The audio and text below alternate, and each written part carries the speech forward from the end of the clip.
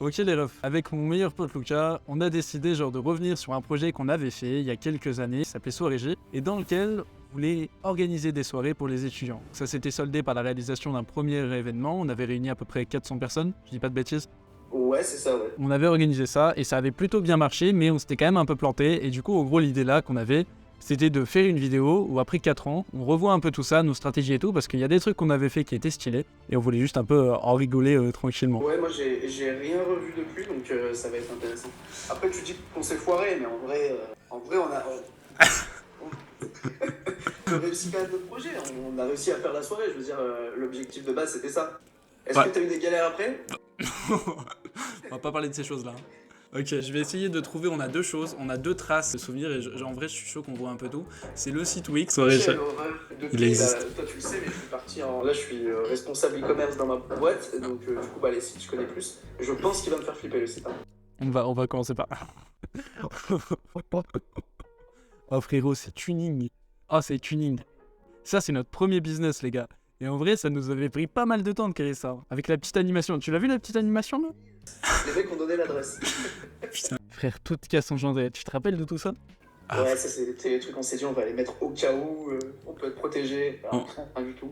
En gros, nous, à l'époque, on avait genre super peur pendant cet événement qu'il y ait des cas, qu'il y ait des gens qui se ramènent. Ça a cassé un peu aussi des voitures aux alentours, etc. Après, faut rappeler, Johan, faut rappeler que j'avais pas 18 ans et tu venais d'avoir 18 ans aussi. C'est ça qui est intéressant, c'est que pendant ce projet-là, on était genre super jeunes et c'était vraiment notre première expérience type un peu entrepreneuriale où on créait un truc, tu vois. On était en plein bac, toi t'étais en bac S en plus, je crois.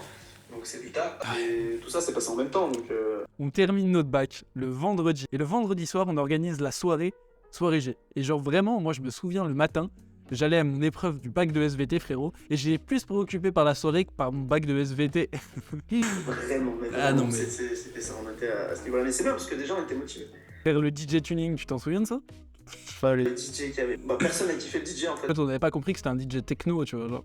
Ouais, on voulait de la commerciale en fait. Regarde-moi cette stratégie-là. En vrai, si on analyse un peu, il y avait des trucs qui étaient quand même plutôt quali. Parce que je trouve que, tu vois, malgré que le site il soit pété, ça présentait un peu l'idée, tu vois. On avait été bon d'en créer un peu, bah toi tu fais ça maintenant, des tunnels de vente, tu vois. Il y avait tout qui était expliqué pour que le client il comprenne où il doit aller. Et c'était plutôt carré de faire ça. Ça a toujours été quand même, mine de rien, bien organisé. Tu te souviens de ça? On avait caché sur le site une place gratuite pour la soirée qu'on vendait 12 €. On avait vendu 12 € à 400 personnes. Ça faisait, en vrai, on faisait un CA d'à peu près 4500, 4600, je pense. Après, on avait pas mal de charges entre l'alcool, la salle et tout. À la fin, on était à l'équilibre. La bonne stratégie en vrai qu'on avait fait avec ce projet, c'est que nous on avait tout fait en pré-vente. Donc en fait, avant d'organiser l'événement, on avait déjà toute la thune. Donc on prenait genre zéro risque. Enfin, si le risque d'organiser, mais pas de risque financier, pas de risque commercial. En mode on pouvait pas se planter, genre il y aurait personne. Dans quel cas on n'aurait pas eu les fonds, on l'aurait juste pas fait quoi, c'est tout. Et donc voilà la grosse erreur qu'on avait fait avec Lucas, c'était l'adresse qui est là, tu vois, on avait mis un point Google Maps avec genre l'entrée à la On est nombreux de casser. Du coup les gens ils voulaient se ramener, genre il y en a plein, ils se sont ramenés le soir, alors qu'en fait notre business model c'est genre une soirée privée sur pré-vente. Et il y a plein de gens ils se sont ramenés le soir, ils avaient pas payé, ils voulaient payer. Et alors Lucas il était en mode ouais non faut pas les faire rentrer. Moi je voyais de la thune, je m'en souviens, je disais bah oh bah venez. C'est aussi comme ça qu'on a réussi à rentrer presque 400 personnes dans une salle de 200 ou 250 je crois, si t'as oublié de le dire. En vrai les gens étaient serrés, mais les retours clients étaient pas forcément mauvais. Le projet globalement si on doit faire un point c'est plutôt une réussite. Franchement pour moi oui ça l'est. Tu vois il y a des trucs où on s'est planté, genre donner l'adresse avant c'est vraiment une grosse erreur. Le pricing frérot, le pricing on s'était tellement planté gros, on a vendu une soirée alcool à volonté à 12 €. On avait fait un calcul je pense très rapide et on s'était pas penché trop dessus. À partir de ça, je me suis plus jamais planté sur un pricing. C'est-à-dire que j'étais sûr que je gagnais au minimum une certaine marge de, je sais pas, 20% sur tous les produits ou les trucs que j'ai pu vendre après, tu vois. Je pense que c'est réussi, puisque l'objectif c'était quoi? C'était de proposer une soirée. Tirer de l'argent, c'est encore autre chose, mais... J'ai tellement appris avec cet event. Genre, moi, je pense que le plus gros point qu'on a appris, c'est les collaborateurs. Parce qu'on n'était pas tout seul, tu vois, on devait travailler avec des gens. Et je pense à notre ancien monteur, tu vois. Alors d'ailleurs, pour l'anecdote, en gros, avec Lucas, on était genre super exigeants. Et le gars, genre, il était vraiment sympa. En vrai, avec du recul, il faisait un bon taf. Et on lui en demandait toujours plus. On lui disait, ouais, pas fou, t'as fait que ça. Il était genre super chiant, frère. Pour aller dans les détails aussi, Johan, c'est que je sais pas si tu te rappelles, on avait fait une première vidéo, c'était vraiment hyper quali. Et plus, je crois que c'est au bout de la 3e, 4e vidéo, le rendu c'était plus le même, il y avait moins d'efforts de la part de ce mec-là en fait. Si on devait avoir un œil un peu manager et tout, on aurait dû, tu vois, plutôt le ramener vers nous plutôt que de le pousser à s'éloigner de nous, tu vois. Et c'est ça qui a merdé, je pense que c'est sur le management, c'était pas faux. Et franchement, c'est pas du tout grave parce que vraiment, depuis, je fais genre super attention avec les personnes avec lesquelles je travaille, tu vois.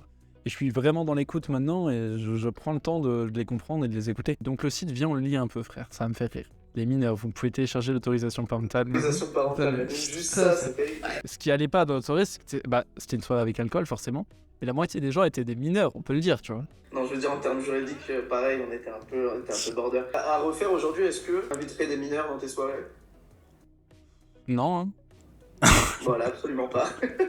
Mais encore une fois, on n'était pas non plus des jeunes de notre âge aujourd'hui, tu vois. Tu sais que d'ailleurs, j'ai toujours pensé que c'était super normal d'avoir organisé ça. Et en vrai, c'est que très récemment que je me suis dit, putain, mais organiser ce truc-là, qui est quand même, ça nous a pris 2-3 mois, c'était quand même quelque chose, tu vois. En vrai, c'était une création d'entreprise. T'as dit, mais en fait, c'est pas normal. Genre, on était un peu des jeunes, genre, on s'était vraiment bougé, tu vois, et on changeait, on sortait un peu du lot parce que tout le monde ne fait pas ça, tu vois. Je pense que c'est deux esprits, mais nous deux depuis un moment, qui ont désir d'entrepreneuriat, se sont rencontrés au bon moment, qui sont partis un peu loin, mais je trouve que c'est une belle histoire. Moi, je suis persuadé, frérot, qu'en vrai, il y a une dimension parallèle dans laquelle, genre, tu vois, Lucas et Johan, genre, c'est des gros organisateurs de soirées, ils sont pas arrêtés après la première et ils ont continué, tu vois. Et genre, au soirée G, c'est devenu un truc, je suis sûr qu'il y a une dimension comme ça, frérot, où on a continué, tu vois. Je pense que, et ça rejoint un peu l'aspect financier, mais genre, parce que c'est vrai qu'on s'était trompé au niveau du prix, etc. Mais si on avait continué, on aurait dégagé encore plus. Première soirée, on dégage à peu près 300 balles, je pense. Et on a tout redistribué à nos potes qui nous avaient aidés, nos meilleurs potes, parce que tu te souviens, Lucas, Amo et tout. On leur avait offert un peu tu vois, des t-shirts de marque, des machins comme ça. Et nous, on s'était même pas rémunéré, on n'avait pas gagné d'argent en fait au final sur l'histoire, parce que on avait préféré aider les gens qui nous avaient aidés. Et donc en vrai, c'est un projet qui nous a rapporté de l'expérience, des contacts aussi, on peut le dire, mais pas forcément de thunes. Mais après, c'est pas grave, sur un premier projet, bon, c'est rare de gagner de l'argent. Regarde, si tu regardes purement business aujourd'hui, ça t'a rien rapporté entre guillemets, mais au moins t'es pas en négatif déjà de 1. Oui, premièrement. De 2, t'as acheté du matos. Ouais, je l'ai encore. Avec l'argent des préventes. Donc tu vois, après ce matos, tu t'en resserres pour la deuxième et la troisième et ainsi de suite. Donc je pense qu'un projet comme celui-là peut que grimper en fait réellement. Je pense qu'il y a un truc qui est hyper important qu'on avait compris quand on était jeune, c'est le personal branding. C'est l'idée de te mettre en avant avec une marque et ça crée une espèce de relation de confiance avec tes clients. C'est hyper important. Ou même pour toi, pour ton image, de t'associer au business. Et regarde, si tu regardes nos vidéos, frérot, et on va on va mettre le son. On faisait ça sur toutes nos vidéos. On se présentait. Salut les gars, du coup on organise une soirée pour le 24 juin qui va regrouper un peu tous les lycéens. C'est principalement les terminales parce que c'est pour fêter le bac. Donc du coup la soirée elle sera à 20. En vrai c'était quali, enfin, si je me permets de couper, c'était plutôt quali ce qu'on faisait genre. On avait fait pas mal de vues, ouais 3000... Mec, 3816 ouais. Nous on était très bons je pense sur ce projet, sur la com. On avait demandé genre à tous nos amis et toutes les personnes qu'on connaissait dans notre ville de repartager le projet. Et genre on avait eu un énorme engouement et je me souviens mec, je sais pas si tu te souviens de ça, le jour où on avait fait le lancement on en avait parlé à personne. Tous les gens venaient nous voir, ils disaient ah faut organiser une soirée machin, ça avait genre pété de ouf dans notre lycée, dans d'autres lycées machin. T'es jeune, tu te retrouves avec une vidéo qui fait 4000 vues, tout le monde entend parler de ton projet, que t'organises des soirées machin et ça nous avait grave associé à ça. Hein. Ah oui non mais clairement au début c'était un engouement dingue pour nous. Et franchement, je pense qu'on s'attendait pas à ça, ou alors pas autant rapidement, quoi. C'était vraiment affiché comme les organisateurs, tu vois. Et en vrai, le personal branding était très bon, et je trouve que ça, c'est vraiment le gros point fort du projet. À l'époque, les gens, ils râlaient pour 12 euros. À 17-18 ans, on payait 12 euros pour une soirée, avec alcool à volonté, ça te paraissait cher. Les gars, alors aujourd'hui, on va faire un rapide point sur les mineurs. Frérot, Théma, Hugo Lancelot qui dit Lucas, tu nous montreras ton autorisation parentale. Là, il t'a descendu, frère. J'aurais une salle de mariage sur octogone grillagé. C'est quand tu veux, frère. Ah, il y avait des mèmes. Il y avait des mèmes. Il y avait une création, il y avait une production artistique. En fait, c'était pas fait ça. Enfin, je veux dire, personne n'avait fait. C'est vrai. Donc peut-être que sur Paris, sur Lyon, ça doit exister maintenant. Ça existait pas. Frérot, si jeune, tu vois, deux petits genoux comme ça qui mettent leur tête en avant, je sais pas. Et non, c'est deux petits jeunes qui mènent un projet et je comprends qu'en tant que jeune, bah, la vidéo, t'as envie de la regarder. L'événement se passe dans ta région, t'es susceptible de y aller, t'es intéressé. Je pense je comprends. Mais tu sais quoi, il y a un point que je voulais dire, c'est que genre, j'ai toujours un peu kiffé faire des vidéos, des machins comme ça. Et le seul moyen que j'ai trouvé d'en faire, c'était pour le business. Genre, je me suis jamais vu faire des vidéos un peu à la con, des trucs comme ça, tu vois, quoi, qu'avec le furet, on va dire, à la limite. Mais tu vois, en vrai, ce moyen-là, genre mettre en avant ta tête quand tu présentes un business, je crois que vraiment c'est le truc que je préfère. Genre, c'est développer ton personal branding. J'adore ça, genre.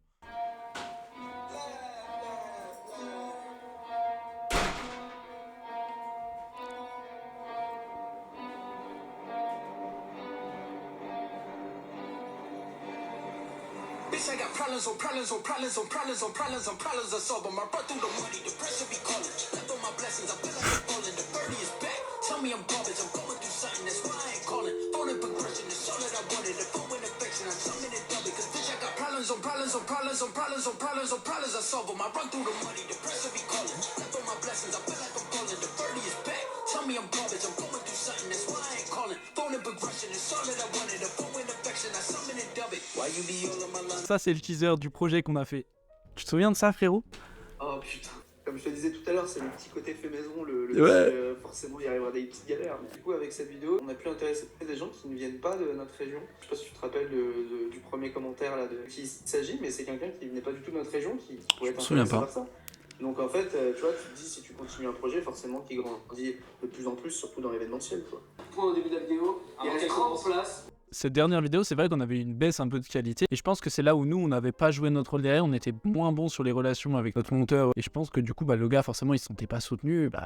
Il faisait pas le travail, tu vois. C'est un peu normal aussi. Voilà. Encore une fois, c'est le management. Là, on n'a pas assuré.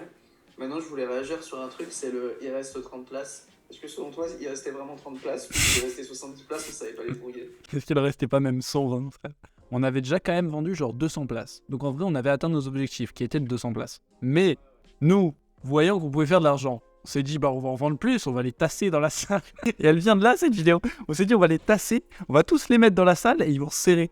Au début, tu te dis, allez, je prépare une soirée pour 250, 300 personnes. Tu te rends compte que finalement, il y a plus d'engouement que ce que tu attendais. Bah là, c'est normal que tu te re-questionnes en se disant, ça vaut peut-être le coup d'en rajouter un petit peu, c'est normal. On était très bon sur l'adaptation. Parce que je sais pas si tu te souviens, mais même le soir même, on avait eu des galères. Le manque d'alcool. Tu te souviens, dans la soirée, il manquait d'alcool. On a réussi à en trouver le soir même. J'ai pris une claque de ça, c'est que t'as l'impression d'avoir pensé à tout. Ouais. Mais finalement, il y a des choses que tu as omis. Je sais pas si tu te rappelles, mais des gens avaient faim à cette soirée. Alors là, c'est intéressant, c'est la réalisation de l'événement final. On voit absolument ce qu'on a pu réaliser et les stories des clients, tu vois, techniquement. Tu te rappelles du moment où on a ouvert les bouteilles au bar, parce qu'on les a pas ouvertes tout de suite. Et le moment où on a ouvert les bouteilles au bar, c'était une cohue vers le bar. Et, les gens, on aurait dit des zombies, tu sais. Ah ouais. En fait, notre stratégie, c'était genre, en début de soirée, on n'offre que des petites bières et tout. Et à un moment, on voulait genre l'opening de la soirée où tout l'alcool arrive. Il y avait genre nos gars, nos meilleurs potes, qui arrivaient avec un gros chariot mais blindé d'alcool comme ça, tu vois. Tous les gens, ils se ramènent dessus. C'était le pire truc à faire, la pire orga. Mais c'était vachement marrant. C'est clair. C'est quand la date de l'événement, Johan? 24 juin 2019. Ouais, 24 juin 2019. Je crois que j'ai une vidéo de ce moment où il y a une cohue, tu pourras le mettre si tu fais un montage. Ah, je suis chaud, Essayer frère. de te la retrouver. Un moment où justement tout le monde se rue vers le bar. Ah, mec, le personal branding était fou, il y avait que des photos de nos gueules. Particulièrement sur les zones de paiement.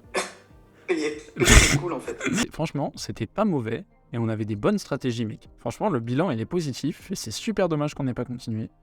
Tu sais quoi, aujourd'hui, en vrai, si je refaisais un soirée G, ça me prendrait 2 jours Torca. Franchement, ouais, parce que plein de choses dans Frère. la tête qui peuvent aller plus vite. Que le site était fonctionnel. Je veux dire, un site Wix comme ça aujourd'hui. Alors peut-être qu'il a pris une claque avec le temps, je sais pas. Mais... Il avait déjà une claque à l'époque, hein. Là, c'était déjà une tête à claque à l'époque, je suis d'accord. Mais ce que je veux dire, c'est qu'un petit Wix comme ça aujourd'hui te prend une après-midi à faire. Bah écoute, on a vu à peu près tout et j'ai trouvé ça super marrant, mon ref. Ça m'a bien fait kiffer de regarder tout ça. C'est hyper intéressant. Après, la question aujourd'hui, c'est que tu pourrais faire le parallèle s'il y avait eu un autre événement des années après. Tu vois, ça peut être super intéressant de réagir. Dans quel cas, Johan, je te laisse me donner tes dates d'organisation pour le prochain soirée G. En vrai, il faut qu'on le dise, il y a tellement de business beaucoup plus profitable et rentable que celui-là que aujourd'hui, je ne me retournerai pas personnellement. Un business model à la soirée G en mode organisation de soirée, donc à chaque fois, tu loues une salle, tu amènes l'alcool, tu organises sur place. C'est beaucoup de travail. Le rapport énergie investie et rentabilité est pas bon du tout, tu vois. Très intéressant, on a appris plein de trucs. Si je résume un petit peu globalement les points que ce projet nous a appris, le plus important, c'est la com, comment communiquer, comment marketer, comment présenter un event ou n'importe quel produit, parce que moi, depuis, ça m'a tellement servi, mec. Donc vraiment, la com, on a beaucoup appris. L'organisation et la création de tunnels de vente, c'est bête, hein, mais c'est un peu ça le marketing aujourd'hui. On te le dit de plus en plus, création de tunnels de vente, c'est ramener le client qui voit ton post au fait qu'il achète, tu vois, c'est tout ce lien. Et nous, notre lien était super bien fait, parce qu'on avait une vidéo, les gens le voyaient, il y avait le lien, on leur disait c'est là, c'était super bien foutu. La com, le personal branding, très bon point aussi, on était très bon dessus, si on doit résumer. L'orga général, très bon, on avait des bonnes stratégies juridiques, on était bon. Ouais, l'adaptation, tout gérer, etc., sur place, etc., mais ça l'a fait, ça a marché, ça a fonctionné. Et puis les erreurs, je pense que c'est ça le plus important quand on est entrepreneur. Le fait qu'on ait partagé l'adresse, des choses comme ça, des trucs un peu plus Technique. qui paraissent logiques avec le temps en disant non, on va pas faire ça parce que ça peut être dangereux en fait. Pour moi, la plus grosse des erreurs, je sais pas si c'est collaborateur ou pricing, c'est vraiment équivalent. Tu te trompes sur le pricing, c'est mort. Tu te trompes sur les collaborateurs, enfin, tu as du mal avec les collaborateurs, t'es mort. On n'avance pas tout seul dans l'entrepreneuriat, on avance avec des gens, jamais tout seul, évidemment. En fait, aujourd'hui, les personnes, ils payaient. Aujourd'hui, moi, de ce que j'en vois, je suis fier de jeunes insouciants qui sont partis dans un projet en se disant, on verra bien ce que ça donne. C'est lié à l'entrepreneuriat, tu vois. Il y a un moment donné où tu prends ton risque, il y a un moment donné où tu pars et tu te dis, bah, let's go, j'y vais. Aujourd'hui, moi, je suis dans cette de faire les choses pour moi. Je développe 2-3 choses. Je vais être incubé bientôt. Je regarde pas mal d'intelligence artificielle. Pareil, je m'y intéresse énormément. Mais les choses avancent et les choses se passent. Je pense que tu as capté un truc qui est le plus important. Moi, j'ai eu la chance de rencontrer plusieurs entrepreneurs et des bons entrepreneurs. Je pense par exemple à Steven de Real Life, c'est genre un entrepreneur dément dans l'immobilier. Le gars, il a genre, je sais pas, 40 immeubles, tu vois, très très chaud. Et le gars, il m'a dit, mais le meilleur investissement, pas financier, c'est sur toi-même. C'est développe-toi, développe tes compétences, ton mindset. Quand toi, tu te connais, parce que la plupart des gens ne se connaissent pas, quand tu te connais, tu sais comment tu travailles. Personne t'arrête. Bah mon ref, c'était un plaisir et puis très vite et on se voit très rapidement. Bah, merci beaucoup en tout cas pour l'invite, c'était un kiff de regarder tout ça et on se voit bientôt.